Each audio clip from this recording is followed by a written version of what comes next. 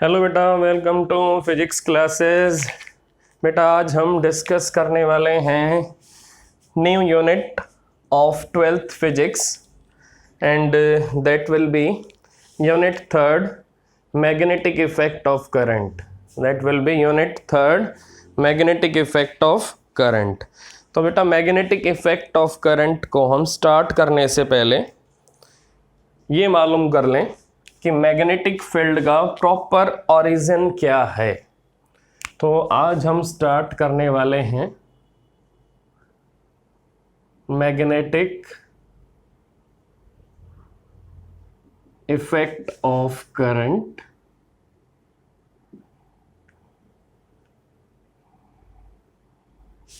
Unit third of 12th class. तो बेटा magnetic effect of current के लिए सबसे पहले हमें यह मालूम होना चाहिए कि अगर चार्जेस रेस्ट पे होंगे, अगर चार्जेस रेस्ट पर होंगे तो वो सिर्फ इलेक्ट्रिक फील्ड बनाएंगे, वो अपने अराउंड इलेक्ट्रिक फील्ड बनाएंगे। और अगर चार्जेस मोशन में होंगे, और अगर चार्जेस मोशन में होंगे तो वो अपने अराउंड इलेक्ट्रिक फील्ड भी बनाएंगे और मैग्नेटिक फील्ड भी बनाएंगे।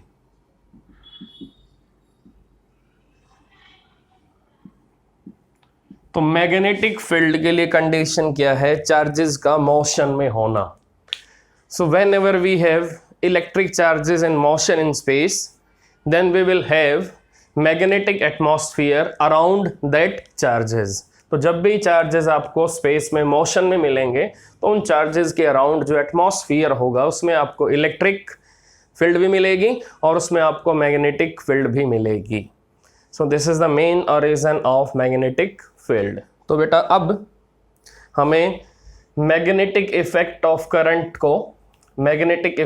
करंट को डिस्कस करना है।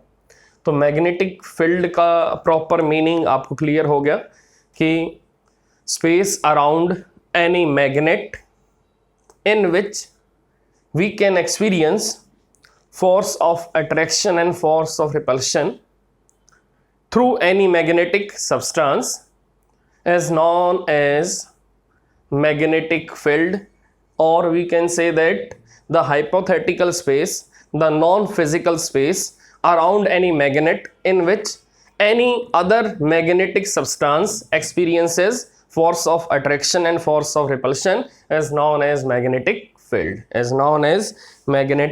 field। तो बेटा मैग्नेटिक फील्ड के लिए आपको ये मालूम होना चाहिए कि मैग्नेटिक फील्ड आपकी कहाँ से जनरेट होती है और मैग्नेटिक फील्ड की डायरेक्शन क्या होती है, और मैग्नेटिक फील्ड की वजह से चार्ज पार्टिकल अपनी डायरेक्शन कैसे चेंज करता है। तो सबसे पहले आपको ये क्लियर मालूम होना चाहिए कि मैग्नेटिक फील्ड का मीनिंग और मैग्नेटिक फील्ड का ओरिजिन क्या है, और मैग्नेटिक फील्ड की वजह से चार्ज पार्टिकल कैसे अपनी डायरेक्शन चेंज करता है, कैसे मैग्नेटिक सब्सटेंस अपनी डायरेक्शन चेंज करता है। तो बेटा अब हमारे पास मैग्नेटिक इफेक्ट ऑफ करंट वाला टॉपिक है। तो हमारे पास अगर एक करंट कैरिंग वायर है और करंट कैरिंग वायर के अंदर इलेक्ट्रॉन्स एक्सेलरेट करेंगे, it means charges current carrying wire के अंदर मोशन में होंगे। तो करंट कैरिंग वायर के अराउंड जो हाइपोथेटिकल स्पेस है, इस हाइपोथेटिकल स्पेस में आपको इस हाइपोथेटिकल स्पेस में मैग्नेटिक फील्ड मिलेगी। And due to this magnetic field any magnetic substance, any magnetic needle will have rotation around that current carrying wire, तो बेटा इसी टाइप से अगर मैं किसी करंट कैरिंग वायर के अराउंड आयरन फिलिंग्स को ऐसे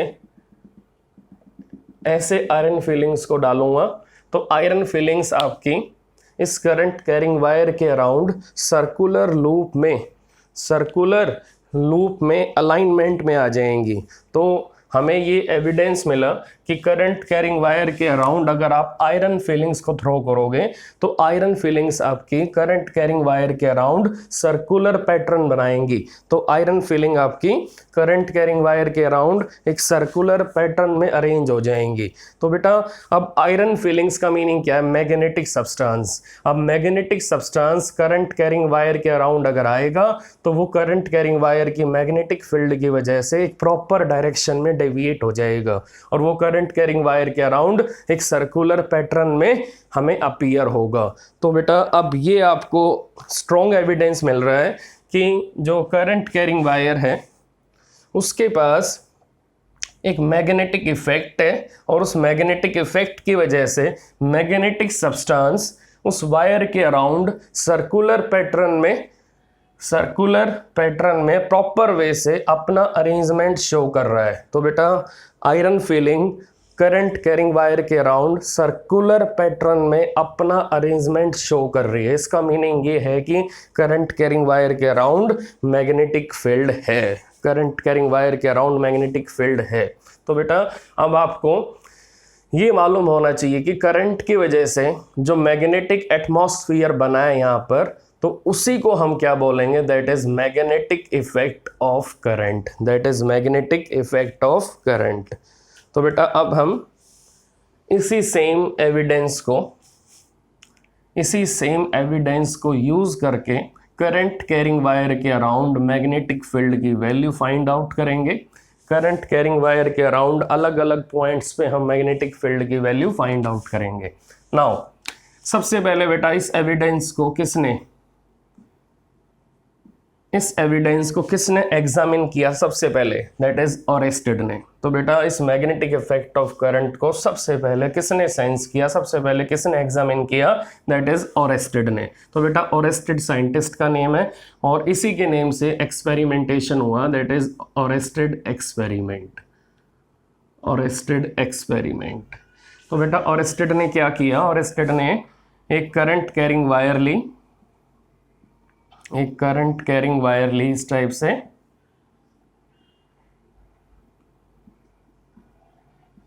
करंट कैरिंग वायर के बिल्कुल पैरेलल में एक मैग्नेटिक निडल और मैग्नेटिक सब्सटेंस को रखा। अब बेटा ये मैग्नेटिक सब्सटेंस इस करंट कैरिंग वायर के अराउंड, अब ये मैग्नेटिक सब्सटेंस इस करंट कैरिंग वायर के अराउंड रोटेट करना स्टार्ट कर देता है। ये मैग्नेटिक सब्सटेंस अब इस करंट कैरिंग वायर के अराउंड रोटेट करना स्टार्ट करेगा। अब बेटा अगर ये मैग्नेटिक सब्सटेंस, ये मैग्नेटिक निडल इस करंट कैरिंग वायर के अराउंड रोटेट करेगी तो बेटा ये आपके लिए एक स्ट्रॉन्ग एविडेंस होगा मैग्नेटिक इफेक्ट ऑफ करंट का। तो बेटा ये ऑरेस्टेड ने फील किया। ऑरेस्टेड ने एक सिंपल क्लोज सर्किट बनाया। उसने कंडक्टिंग वायर ली AB, उसको कनेक्ट किया across SL of EMF E, और फिर उसने क्या किया? उसने कंडक्टिंग वायर के पैरेलल में एक मैग्नेटिक निडल को रखा और जैसे ही सर्किट के अंदर करंट फ्लो करना स्टार्ट करता है उसी टाइम पे निडल में रोटेशन स्टार्ट हो जाती है। तो निडल आपकी वायर के अराउंड डिफ्लेक्ट होना स्टार्ट कर देती है। So there is deflection in magnetic needle due to flow of current from B to A. Due to flow of current from B to A. तो करंट आपका कैसे flow कर रहा है? B to A। तो जो निडल है, जो मैग्नेटिक निडल है, वो करंट कैरिंग वायर के अराउंड इस टाइप से रोटेट करना स्टार्ट करेगी।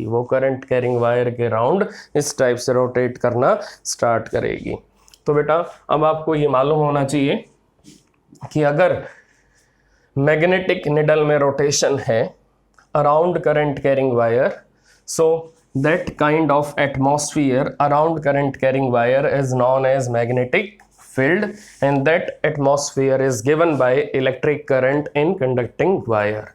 So this is magnetic effect of current. तो करंट का बेटा यहाँ पर जो इफेक्ट आ रहा है वो कैसा इफेक्ट आ रहा है, यहाँ पर करंट का मैग्नेटिक निडल के ऊपर मैग्नेटिक इफेक्ट आ रहा है. So that process will make magnetic effect of current.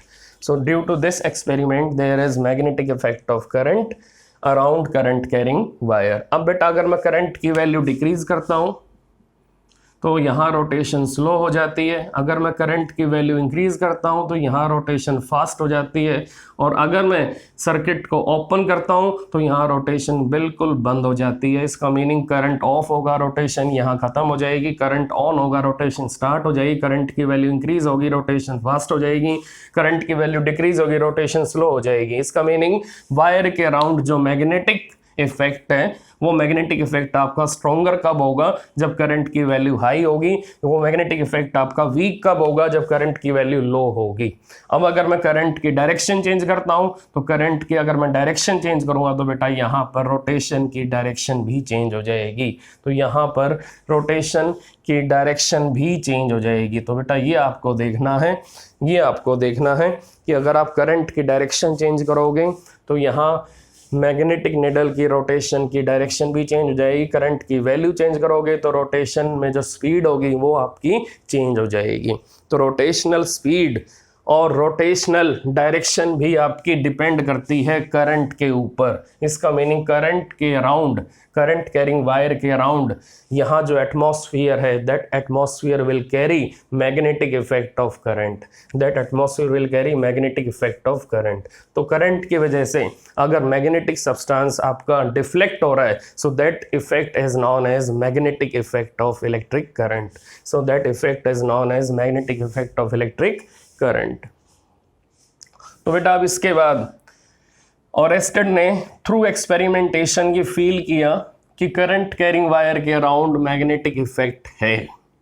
तो बेटा ऑरेस्टेड के बाद एक साइंटिस्ट आता है बायोट. तो बेटा बायोट ने मैथमेटिकल फार्मूला दिया कि करंट कैरिंग वायर के अराउंड अलग अलग पॉइंट पे मैग्नेटिक फील्ड की वैल्यू कैसे निकालनी है.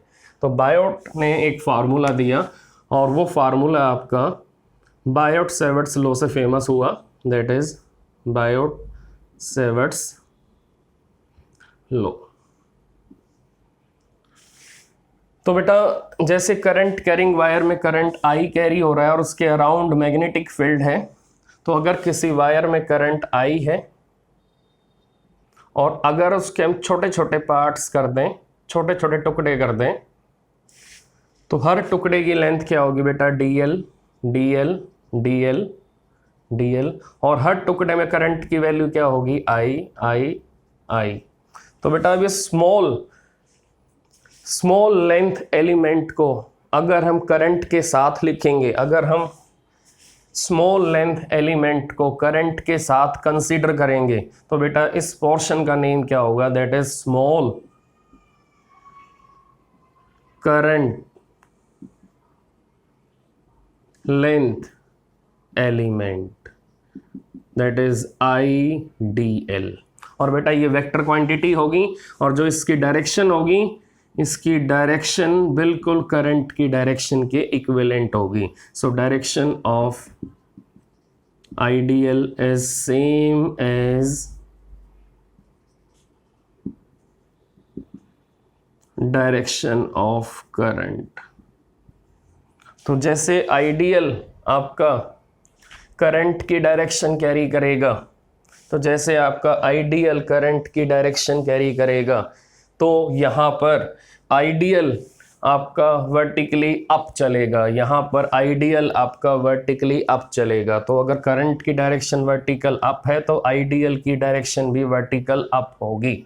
तो बेटा अब यहाँ पर हम अगर किसी भी लेंथ एलिमेंट की, हम किसी भी करंट लेंथ एलिमेंट की किसी पॉइंट पे अगर मैग्नेटिक फील्ड फाइंड आउट करेंगे, तो बेटा यहाँ पर जो मैग्नेटिक फील्ड आएगी वो काफ़ी स्मॉलर आएगी, that is small magnetic field. और बेटा स्मॉल मैग्नेटिक फील्ड का सिंबल क्या होगा, DB. तो DB का मीनिंग क्या आप लिख सकते हो, DB का meaning small magnetic field intensity, और बेटा कैपिटल बी का मीनिंग मैग्नेटिक फील्ड इंटेंसिटी। तो अब हमें इस P पॉइंट पे एक स्मॉल करंट लेंथ एलिमेंट की अगर फील्ड फाइंड आउट करनी है, उसकी मैग्नेटिक फील्ड फाइंड आउट करनी है, तो आप चेक करो इस स्मॉल करंट लेंथ एलिमेंट में करंट कैरी हो रहा है। तो अगर इस स्मॉल लेंथ एलिमेंट में करंट कैरी हो रहा है तो बेटा ये स्मॉल लेंथ एलिमेंट हमें P पॉइंट पे स्मॉल मैग्नेटिक फील्ड का एक्सपीरियंस देगा। तो बेटा यहाँ पर जो स्मॉल करंट लेंथ एलिमेंट है हमें P पॉइंट पे स्मॉल मैग्नेटिक फील्ड का एक्सपीरियंस देगा और P पॉइंट पे ये स्मॉल मैग्नेटिक इफेक्ट बनाएगा। तो आप चेक कर सकते हो स्मॉल करंट लेंथ एलिमेंट का P पॉइंट पे जो इफेक्ट होगा वो इफेक्ट कैसा होगा, that will be small magnetic effect of small current length element. तो बेटा स्मॉल को हमने dB से शो किया है। तो आप चेक करते हैं जो डिस्टेंस हमने लिया है आइडियल से P पॉइंट तक का, उसको हम वेक्टर साइन देंगे, that is R vector. So distance taken from ideal to observation point is written by vector R, तो बेटा वेक्टर R का meaning that is displacement from wire to observation point, from ideal to observation point.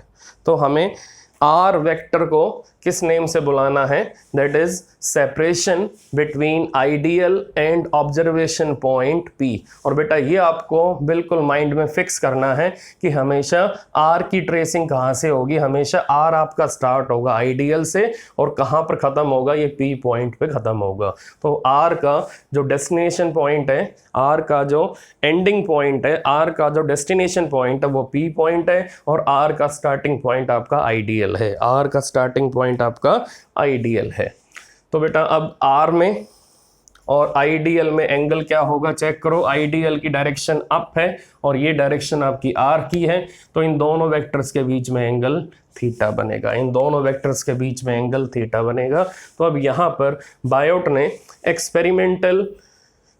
Experimental evidences के base पे एक mathematical formulation बनाई, that is dB proportional to ideal proportional to sin theta proportional to 1 upon r square.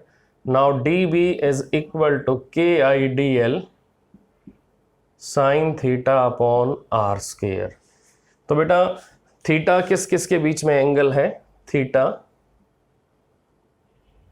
Angle between ideal and R, ठीक है बेटा।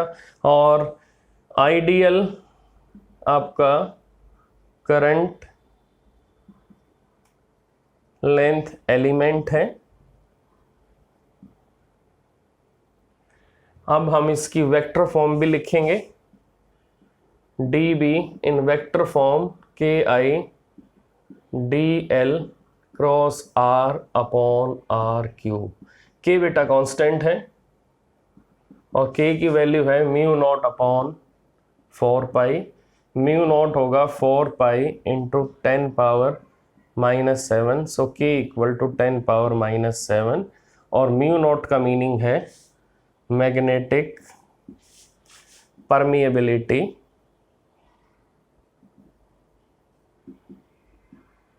Of free space. तो बेटा mu के साथ अगर जीरो लगाओगे तो जीरो का मीनिंग स्पेस में किसी भी टाइप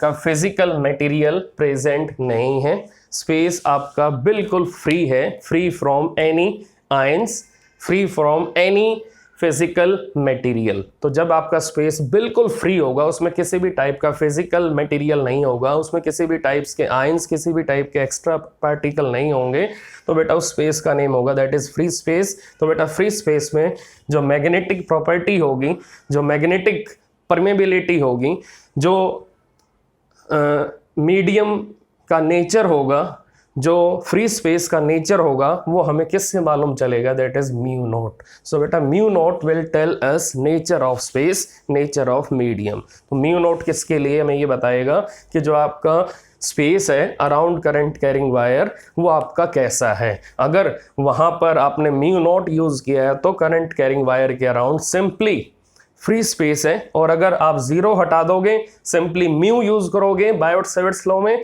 तो करंट कैरिंग वायर के अराउंड किसी न किसी टाइप का फिजिकल मटेरियल वाला स्पेस है, किसी न किसी टाइप का फिजिकल मटेरियल वाला स्पेस है। अगर करंट कैरिंग वायर के अराउंड अगर आप आयरन पीसेस रखोगे तो करंट कैरिंग वायर के अराउंड फिजिकल मटेरियल वाला स्पेस आ जाएगा, और अगर करंट कैरिंग वायर के अराउंड सिंपल एयर होगी तो हम उसको बोलेंगे फ्री स्पेस, उसको बोलेंगे हम फ्री स्पेस। तो बेटा अब डी बी की हमें वेक्टर फॉर्म मिल गई। वेक्टर फॉर्म में आप चेक करो, यहाँ पर हमने एंगल किन दो वेक्टर्स के बीच में एंगल निकाला, यहाँ पर हमने एंगल निकाला आईडीएल और आर के बीच में। तो अब अगर आप वेक्टर फॉर्म लोगे तो यहाँ पर क्रॉस प्रोडक्ट किसके बीच में आएगा, टू वेक्टर्स के बीच में आएगा। तो एक वेक्टर ये है, एक वेक्टर ये है। So by using vector product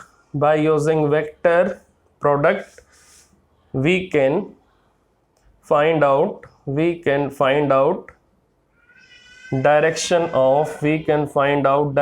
of magnetic field. We can find out direction of magnetic.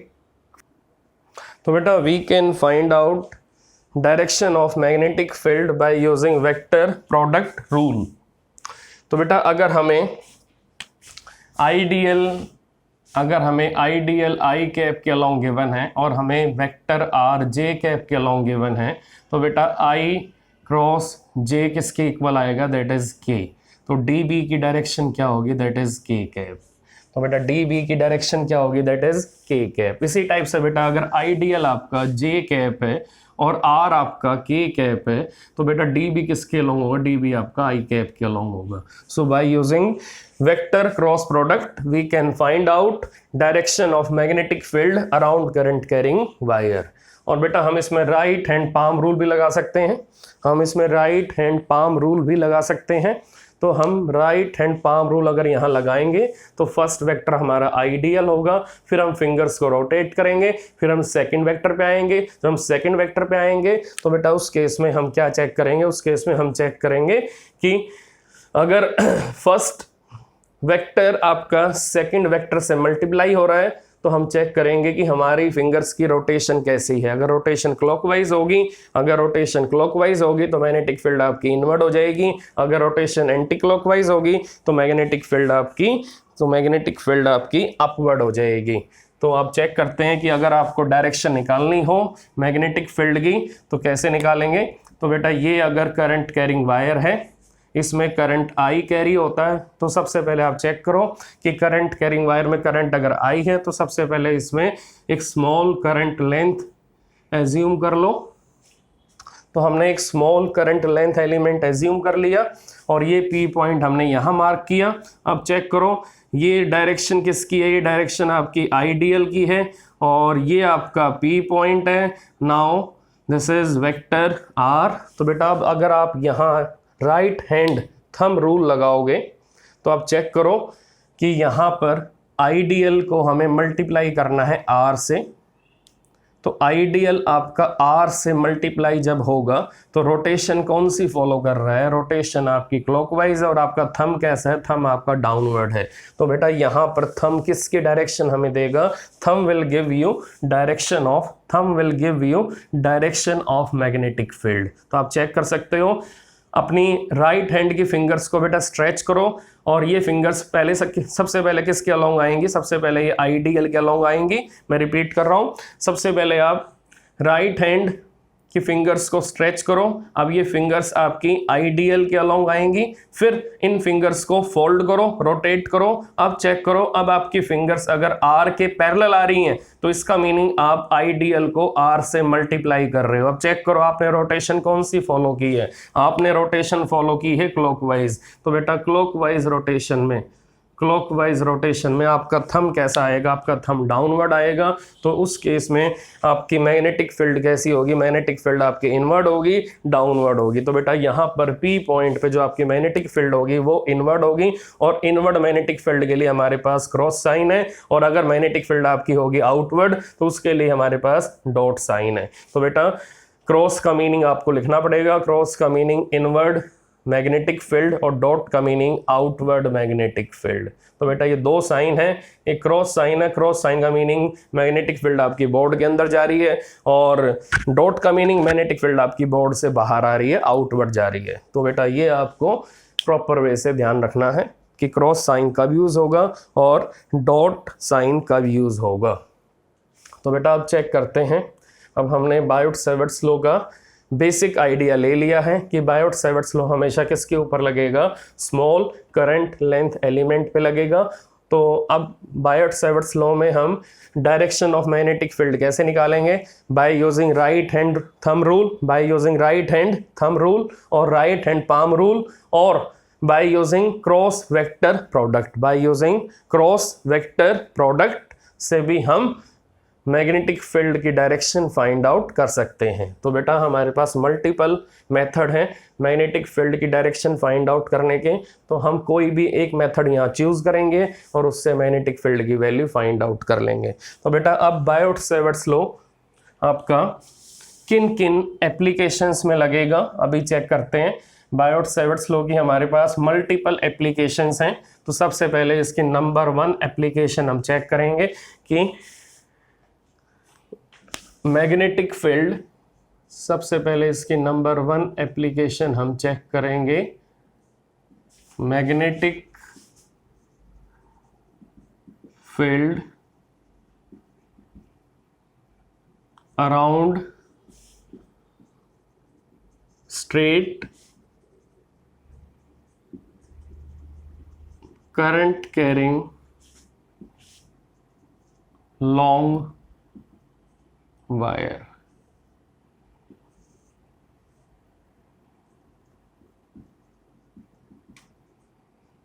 Current carrying long wire, तो हमारे पास इस टाइप से एक लॉन्ग वायर है, लॉन्ग वायर में करंट आई कैरी है, इसका meaning long wire current I carry कर रही है। लॉन्ग वायर का मीनिंग इसकी लेंथ काफ़ी ज़्यादा है, तो हमें इसके अराउंड एक पॉइंट मार्क करना है और हमें इस पॉइंट पे मैग्नेटिक फील्ड की वैल्यू फाइंड आउट करनी है।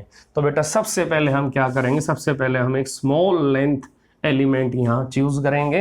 Now it is small length element. अब बेटा ये small length element current carry कर रहा है आई, तो बेटा अगर ये आई करंट कैरी करेगा तो बेटा इसका नेम क्या हो जाएगा, that is small current length element, small current length element. तो बेटा इसको हम कैसे लिखेंगे, इसको हम लिखेंगे आई डीएल से, क्योंकि अगर लेंथ एलिमेंट के साथ में करंट को यूज करोगे तो बेटा इस पोर्शन का नेम क्या पड़ जाएगा, that is current length element. अब चेक करो, अब ये पी पॉइंट आपका करंट लेंथ एलिमेंट से डिस्टेंस कितना कैरी कर रहा है, ये डिस्टेंस आपका हो जाएगा that is vector R. Now tell me direction of ideal, direction of ideal that is vertical up. तो बेटा अब यहाँ पर एंगल क्या बनेगा आइडियल और आर के बीच में, दैट इज थीटा। ये डिस्टेंस बेटा ए हो जाएगा, दैट इज ए, ये डिस्टेंस बेटा ए हो जाएगा। चेक करो ये डिस्टेंस ए कैसे होगा, हमने पी पॉइंट को वायर से कनेक्ट किया है। सबसे पहले हमने पी पॉइंट को कनेक्ट किया आइडियल से, फिर हमने पी पॉइंट को कनेक्ट किया वायर से। तो बेटा जब वायर से करोगे कनेक्ट तो वायर से इसका डिस्टेंस स्मॉल ए आ रहा है, और आइडियल से इसका डिस्टेंस, आइडियल से बेटा पी पॉइंट का डिस्टेंस वेक्टर आर आ रहा है। तो आप चेक करो आइडियल से डिस्टेंस पी पॉइंट का वेक्टर आर है, और वायर से इसका डिस्टेंस दैट इज स्मॉल ए है। तो ये डिस्टेंस वायर से है और ये डिस्टेंस आइडियल से है।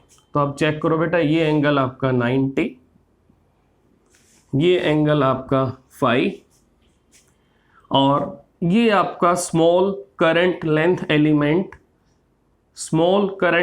एलिमेंट आपका ए पॉइंट से कितना डिस्टेंस अवे है, ये आपका ए पॉइंट है, यहां से कितना अवे है बेटा ये, that is L distance away, that is L distance away.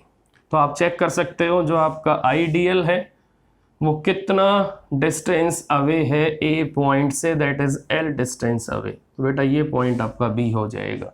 तो बेटा आइडियल आपका एक माइक्रोस्कोपिक करंट लेंथ एलिमेंट है, it is microscopic current length element. तो बेटा माइक्रोस्कोपिक बॉडी यहाँ पर है, तो माइक्रोस्कोपिक बॉडी आपकी ए पॉइंट से कितना अवे है, that is L distance away है। तो हमें आइडियल को बिल्कुल एक पॉइंट साइज बॉडी एज्यूम करना है। तो आइडियल एक पॉइंट साइज का करंट लेंथ एलिमेंट है, और ये पॉइंट साइज का करंट लेंथ एलिमेंट कितना अवे है ए पॉइंट से, दैट इज एल।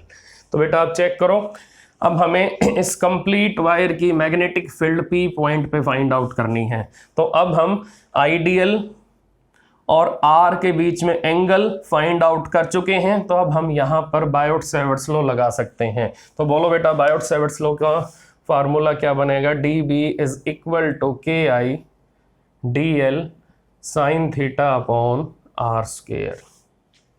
तो बेटा अगर आप इस वायर में स्मॉल करंट लेंथ एलिमेंट, अगर आप इस वायर में स्मॉल करंट लेंथ एलिमेंट को मार्क करोगे और हर करंट लेंथ एलिमेंट की मैग्नेटिक फील्ड पी पॉइंट पे निकालोगे, फिर उन मैग्नेटिक फील्ड को वेक्टर रूल ऑफ एडिशन से ऐड करोगे, तो बेटा आपका आर्टिकल, आपका जो एक्सपेरिमेंटेशन है वो काफ़ी लेंथी हो जाएगा और इसमें काफ़ी टाइम लगेगा। इसमें रिजल्ट तक आने के लिए आपको काफ़ी वेट करना पड़ेगा, इसमें कंक्लूजन तक आने के लिए आपको काफ़ी वेट करना पड़ेगा। तो बेटा अब हमें इस आर्टिकल को, इस डेरिवेशन को, इस फॉर्मूलेशन को कम टाइम में कंक्लूजन पे लेके आना है, कम टाइम में हमें रिजल्ट को फाइंड आउट करना है। तो बेटा उसके लिए मुझे इस वायर के दोनों एंड से इस वायर के दोनों एंड से P पॉइंट पे एंगल ऑफ एलिवेशन लेने पड़ेंगे। तो आप चेक करो, अगर ये आपका फर्स्ट एंड है वायर का, तो यहाँ से चेक करो, यहाँ से P पॉइंट तक, यहाँ से P पॉइंट तक आपका कितना एंगल ऑफ एलिवेशन बनेगा।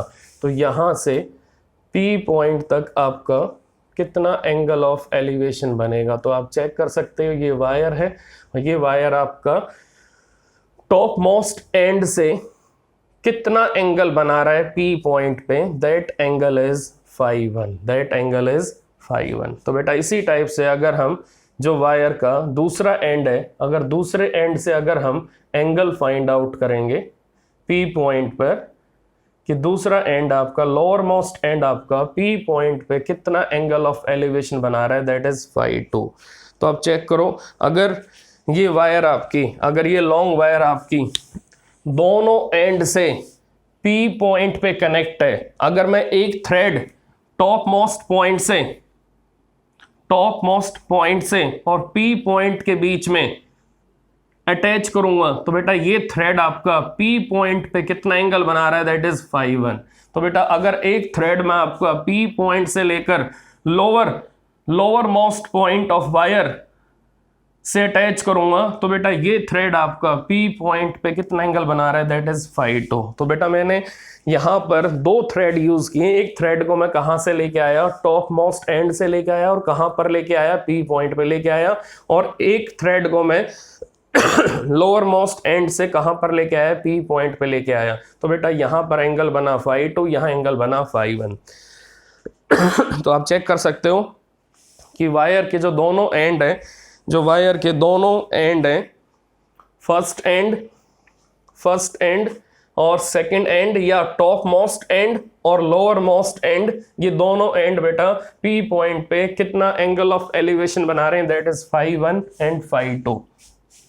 तो बेटा अगर आप यहाँ पर कंप्लीट वायर को कवर अप करना चाहते हो थ्रू एंगल, तो आपकी लिमिट क्या होगी, φ1 से φ2। बट अगर आप इस पूरी वायर को कवर अप करोगे, इस पूरी वायर की अगर आप मैग्नेटिक फील्ड फाइंड आउट करोगे थ्रू आइडियल, तो आपको काफ़ी लंबा टाइम लगेगा, क्योंकि आइडियल आपके यहाँ पर मल्टीपल बनेंगे और इतने आइडियल की मैग्नेटिक फील्ड अगर आप यहाँ निकालोगे तो आपको काफ़ी लंबा टाइम लग जाएगा मैग्नेटिक फील्ड का आंसर यहाँ फाइंड आउट करने में।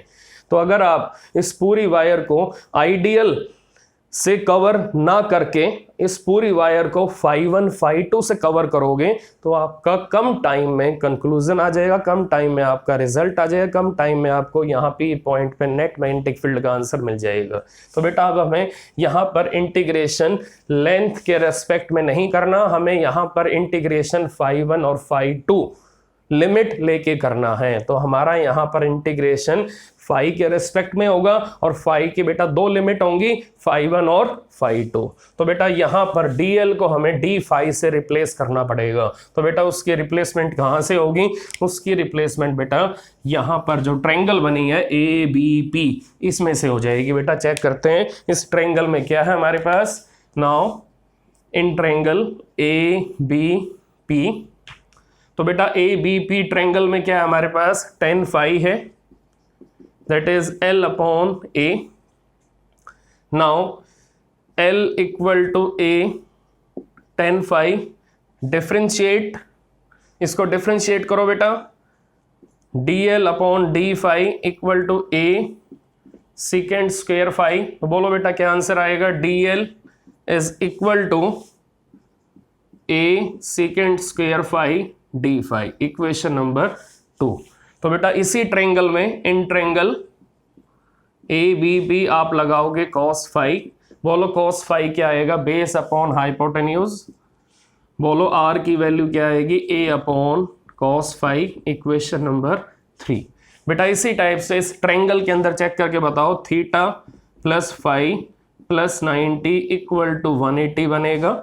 नाउ यहाँ पर बेटा थीटा की वैल्यू क्या आएगी? That is 90 minus 5। आप चेक कर सकते हो थीटा क्या आ रहा है? 90 माइनस 5। तो बेटा इसी टाइप से अब बोलो यहाँ पर अगर थीटा 90 माइनस 5 है तो साइन थीटा किसके इक्वल होगा? Sine theta equal to 90 minus 5। Now sine theta is equal to 90 minus 5 का मीनिंग है बेटा cos phi। तो आपके सामने है कि अगर आप थीटा को लेते हो 90 माइनस 5, तो 90 माइनस 5 पे अगर आप साइन लगाओगे तो 90 माइनस 5 का मीनिंग क्या है बेटा? हम सेकंड हाफ में है, सेकंड हाफ में आपका साइन पॉजिटिव होता है। 90 माइनस 5, सॉरी बेटा, सॉरी 90 माइनस 5 में क्या होगा कि हम फर्स्ट हाफ में है, फर्स्ट हाफ में साइन आपका पॉजिटिव होगा और साइन किस में चेंज होगा? साइन आपका कॉस में चेंज होगा। तो साइन थीटा किसके इक्वल आएगा? साइन थीटा आपका cos phi के इक्वल आएगा। तो बेटा cos phi आपका साइन थीटा के इक्वल आ चुका है। Now it is equation number 4। Now it is equation number 4। तो बेटा आप चेक करो कि हम फर्स्ट हाफ में हैं, फर्स्ट हाफ में साइन पॉजिटिव होगा और साइन किस में चेंज होगा? साइन कॉस में चेंज होगा। अब बेटा इक्वेशन नंबर 2 की वैल्यू, इक्वेशन नंबर 3 की वैल्यू, इक्वेशन नंबर 4 की वैल्यू हमें इक्वेशन नंबर 1 में पुट करनी है। तो इक्वेशन नंबर 2 की वैल्यू भी हमारी इक्वेशन नंबर 1 में आएगी, इक्वेशन नंबर 3 की वैल्यू भी इक्वेशन नंबर 1 में आएगी और इक्वेशन नंबर 4 की वैल्यू भी आपकी इक्वेशन नंबर 1 में आएगी। तो बोलो बेटा क्या आंसर आएगा? Now dB equal to KI, dl को हटाओ, दैट इज dl बोलो किसके इक्वल आ रहा था? dl A secant square phi d phi, और साइन थीटा बोलो किसके इक्वल आ रहा है? साइन थीटा cos phi के इक्वल आ रहा है। नीचे बोलो क्या लगाओ? नीचे r स्क्वायर है, बोलो r स्क्वायर क्या आएगा? A square upon cos square phi। तो बेटा अब ये फॉर्मूलेशन क्या बनी? KI, एक ए से एक A cancel, KI secant square phi d phi cos phi upon A square, sorry A square नहीं आएगा, एक ए से एक ए कैंसिल हो गया, सिंपल ए आएगा, 1 upon cos square phi, it is secant square phi। तो ये आपको मालूम होना चाहिए कि 1 upon cos square phi equal to secant square phi। तो बेटा secant स्क्वायर phi से secant square phi cancel. Now dB is equal to KI cos phi d phi upon A। अब बेटा यहाँ इंटीग्रेशन लगाएंगे 0 से B, नेट मैग्नेटिक फील्ड हम find out करेंगे, KI upon A integration cos phi d phi। अब बोलो बेटा लिमिट क्या लें? किन 2 एंगल से पूरी वायर कवर अप होगी?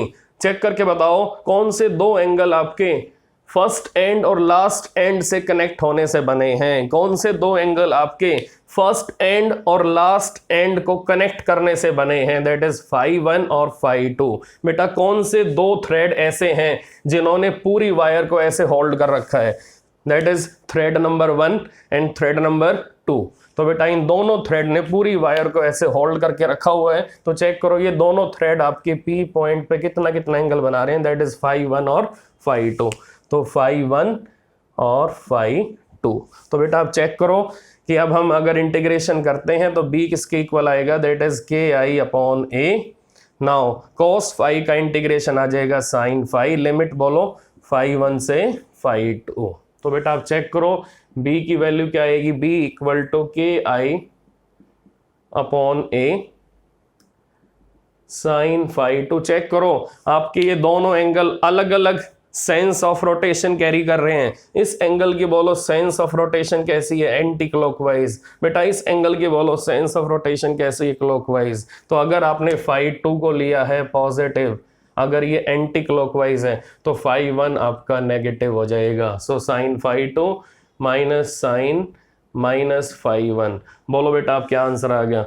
Now magnetic field B equal to KI/A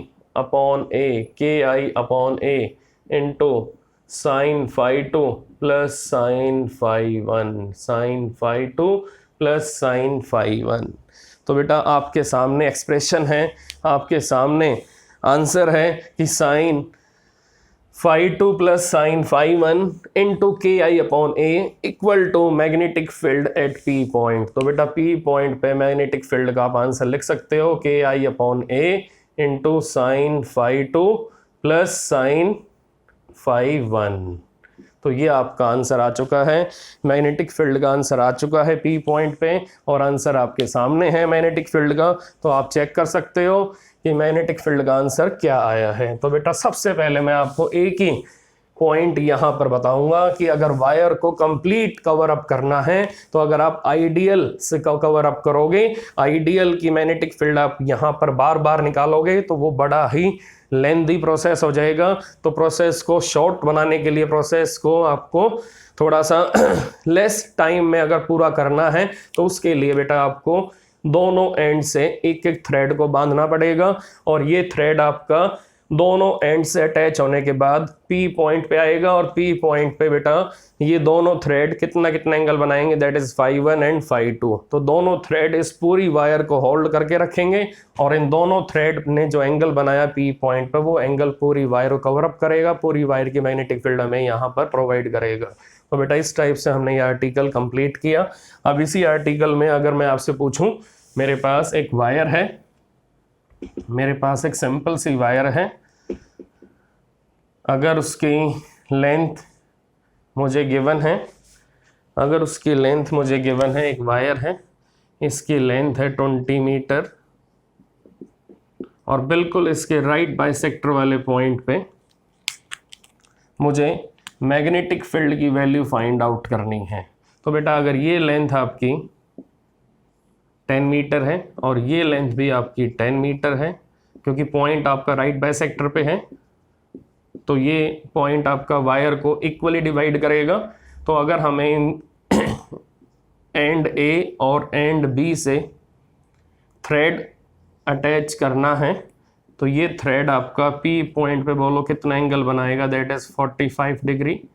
45 degree आप चेक कर सकते हो। मैंने वायर की लेंथ ली है 20 मीटर, और 20 मीटर लेंथ ली है मैंने। P पॉइंट कहाँ लिया है, वायर के राइट बाइसेक्टर पॉइंट पे लिया है।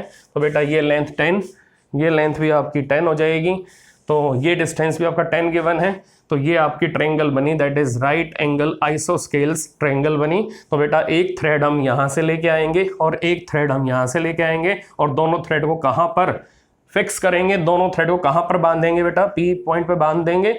और चेक करके बताओ P पॉइंट पे जब थ्रेड आपके अटैच होंगे तो P पॉइंट पे बोलो कितना कितना एंगल बनाएंगे। नाउ टेल मी, रॉप नंबर 1 या थ्रेड नंबर 1 यहाँ पर एंगल बनाएगा 45 डिग्री, और ये रॉप नंबर 2 या थ्रेड नंबर 2 यहाँ पर एंगल बनाएगा 45 डिग्री। तो बेटा आप चेक करो, 45 degree. Now phi to 45 degree. बोलो आंसर क्या लिखूं? It is 10 power -7। करंट की वैल्यू 5 एम्पियर है बेटा। नाउ इनटू 5 एम्पियर, डिस्टेंस आपका 10 है। Now it is 2 sin 45 degree. 2 sin 45 degree. तो बेटा मैग्नेटिक फील्ड की SI यूनिट आपकी टेस्ला होती है। मैग्नेटिक फील्ड की SI यूनिट